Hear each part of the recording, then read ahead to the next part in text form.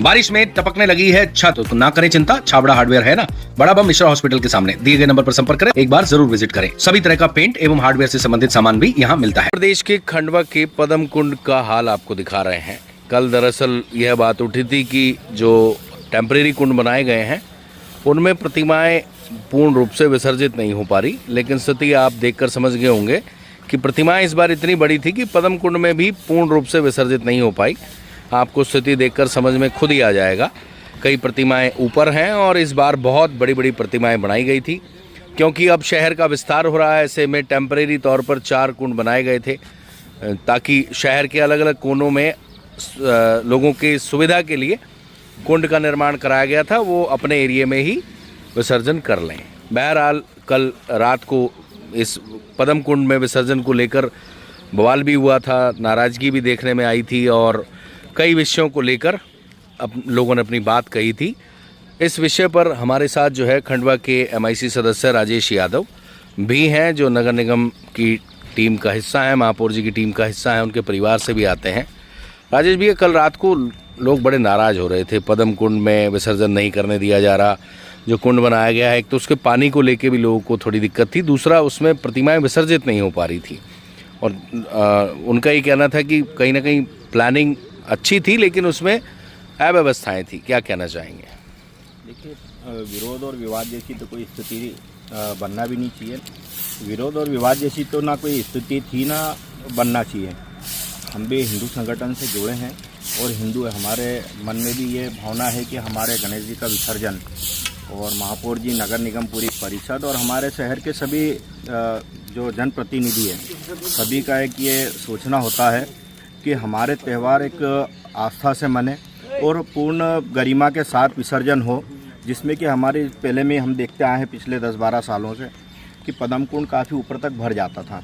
वो भरने के बाद ये स्थिति अभी आप देखें कि हमारी 80% मूर्तियाँ जो 10 से 11 फीट तक थी वो सब भैरव तालाब में कर देने के बाद भी जो कृत्रिम कुंड बना था, इसके अलावा जो 3 वैकल्पिक कुंड बनाए गए थे वहाँ पर भी मैं मान के चलता हूँ कि अच्छी बड़ी संख्या में 5 से 10 फीट की मूर्तियों का विसर्जन हुआ।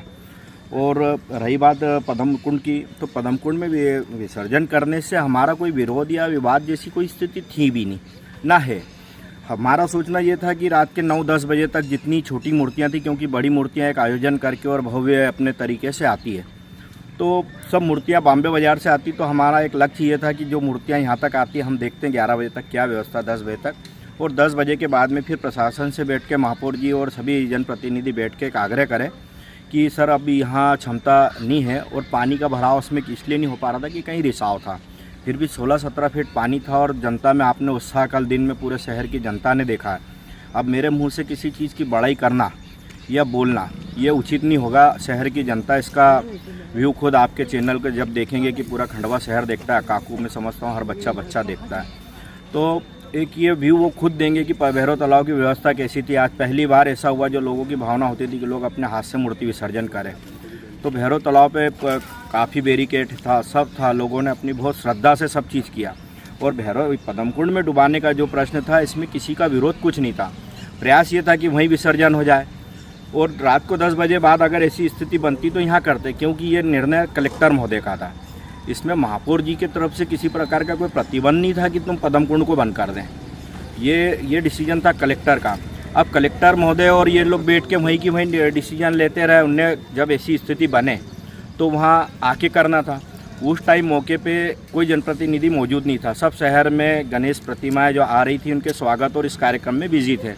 अब मैं अकेला व्यक्ति वहाँ जिस टाइम खड़ा था, मैं भी मूर्ति विसर्जन करने आया था। मेरा कोई वहाँ ऐसा लक्ष्य नहीं था कि वहाँ की मैं व्यवस्था देखूँ या विसर्जन करवाऊँ। तो कुछ लोगों ने मेरे से कहा कि भैया विसर्जन वहाँ तुम बड़ी मूर्ति के लिए गेट खुलवाओ। मेरा कहना ये था कि भैया मैं कौन होता हूँ डिसीजन लेने वाला, और वहाँ पे क्रेन भेजो। अब मेरे कहने से कोई क्रेन आएगी या मेरे कहने से मैं डिसीजन लूँ या यहाँ पे करूँ, क्योंकि यहाँ पे लाइट की व्यवस्था उस टाइम थी नहीं और क्रेन की व्यवस्था नहीं थी। कल को कोई हादसा होता या कुछ होता तो सारे आरोप झेलने का उत्तराधिकारी मैं थोड़ी बनता हूँ। इसमें जवाबदारी लेना काम कलेक्टर महोदय का था, जवाबदारी लेने का काम SDM का था, और ये लोग आए अपना डिसीजन लेकर, लेकिन वो मौके पे आए नहीं और वहीं से फ़ोन पे खेलते रहे। वो जगह पे आते तो हम खुद भी उनका इंतज़ार कर रहे थे। और पड़ावा की जैसे हमारी प्रतिमा पहले आई, वो हमारे परिवार की प्रतिमा थी और पड़ावा की जो प्रतिमा थी काफ़ी बड़ी प्रतिमा थी। और हमको भी लग रहा था कि वो प्रतिमा नहीं हो पाएगी। हमने उन प्रतिमा वालों से भी कहा कि तुम थोड़ा आगे बढ़ा लो, दूसरों का आने का रास्ता दो, जो यहाँ कर रहा है उनको यहाँ विसर्जन करने दो।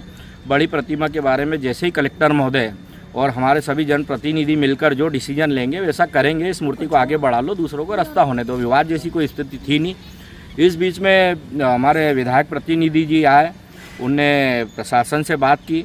महापौर जी भी आ रहे थे, लेकिन उससे पहले डिसीजन हो गया। महापौर जी ने भी कहा था कि हम आते हैं और भैरव पद्म कुंड को खोलने की तैयारी करवाते हैं।